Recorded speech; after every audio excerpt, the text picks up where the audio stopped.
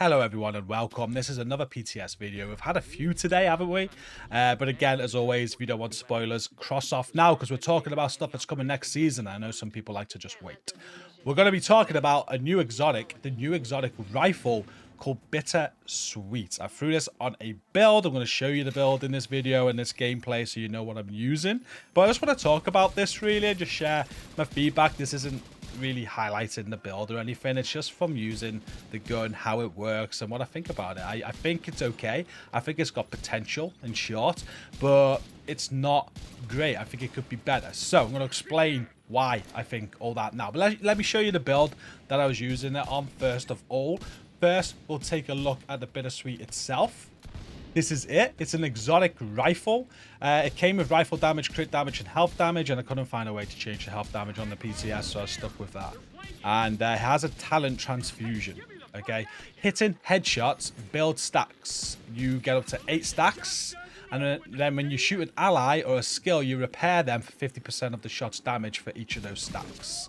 Now, healed allies will receive 50% of your repair skills bonus as bonus armor for each stack for 10 seconds as well. And all hits are guaranteed headshots for 8 seconds after healing an ally or skill while at maximum stacks. So that's the talent. That's how it works. And there's a few things that's not explained there. So let's explain them. Now, one thing, I put this on an all red build, as you're about to see. I'm killing things very, very quickly. Areas aren't taking long to clear. Now, these stacks wipe every time you go out of combat. In fact, even if you get to max stacks and you stay in the same combat, they will go if you don't shoot a skill or ally in time. It's kind of like timed. So when you build those stacks, you got to shoot an ally quick before you lose them. So it's not even like you can save the 8 and wait for a perfect moment like a boss moment or anything like that, and then shoot your ally and then have that 8 seconds of guaranteed headshots. But a plus point, so that's a negative point. A plus point though is when you do get the 8 headshots in a encounter and you shoot your ally, every headshot is guaranteed for 8 seconds, and this will start building your next stacks up. So if you can get another 8 shots before those 8 seconds run out, once those 8 seconds run out, you're then fully stacked again to shoot your ally and go again.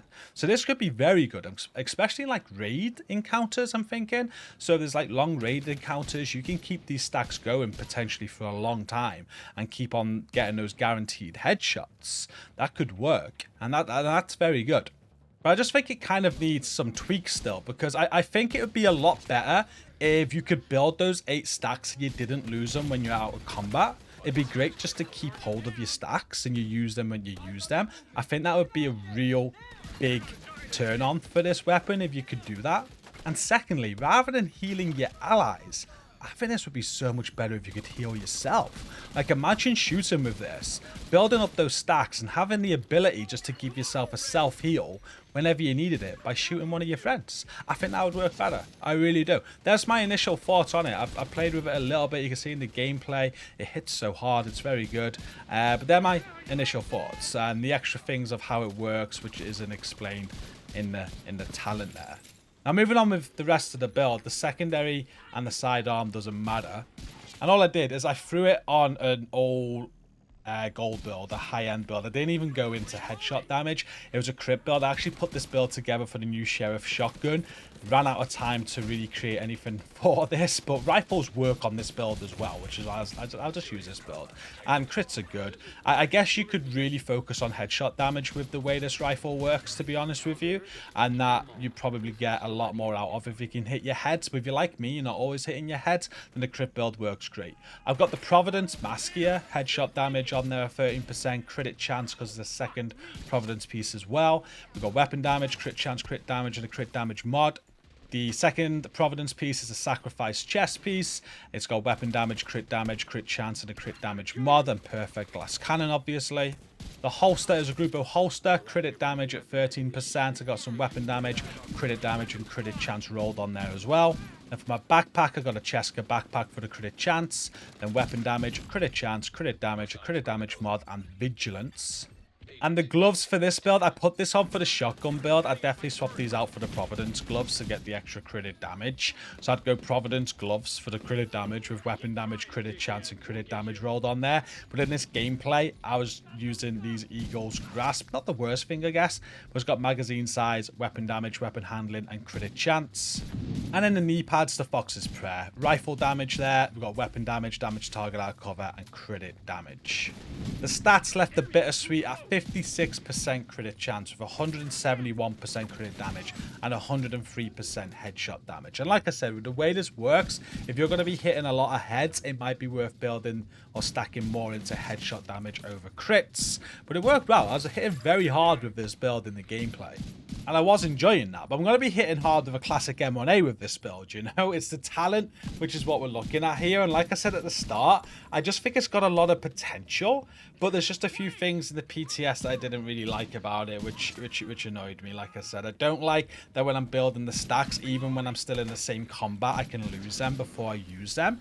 I think that's silly. And I even think that losing them out of combat, I think that shouldn't be a thing. I think you should be able to carry on. Like if you're doing a mission and you go out of combat but go into the next area, it'd be better if it could just keep on continuing on those stacks if you haven't quite reached that 8 yet. Like I was playing solo. Imagine working in a squad and the squad are killing things as well. It's gonna be so hard to get the 8 headshots, especially with how powerful we are nowadays and how quickly we can clear areas. So it just doesn't make sense for me that bit, and I hope some of the feedback goes back to the team about that so they can make some adjustments with it, because I think instantly they'd make this so much better if they just remove those time restrictions and just let you stack up and use that buff when you want it or need it.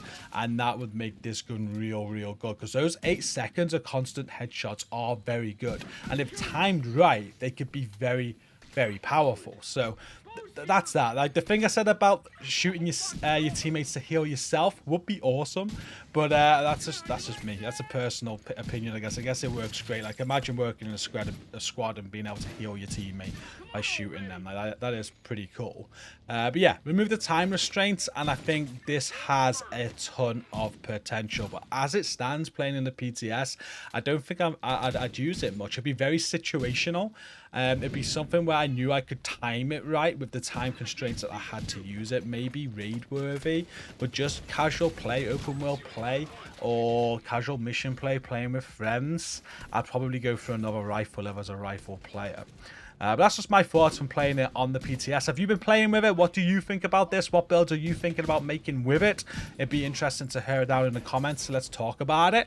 Don't forget to like the video, subscribe if you're new around here. But for now, that's all. Got a few more PTS videos on the channel today, so go and check them out if you want to see the new brand set. If you with that build, I've got 105 mag St. Elmo's on it. It's insane. I also covered a video today about the new shotgun as well, the Sheriff shotgun, which I really love. That's my favorite thing about the PTS. And just before we end, this exotic next season is going to be a part of the seasonal reward track, so you'll be able to get this pretty much as soon as the season lands if you grind the game very fast and get all your unlocks. That's all from now. Thank you for watching this. Don't forget to comment down below, and until next time, take care.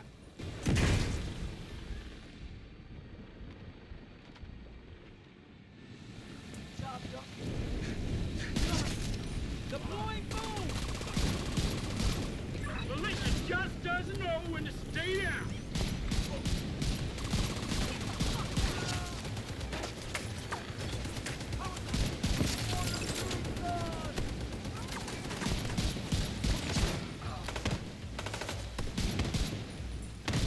You better run! Now what do we do? Crack one! Gotta reload!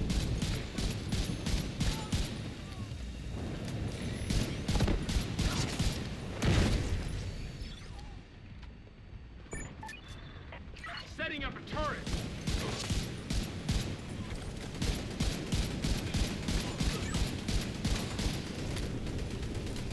Fucking shit!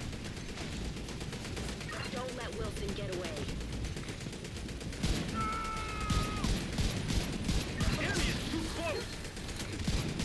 Help them!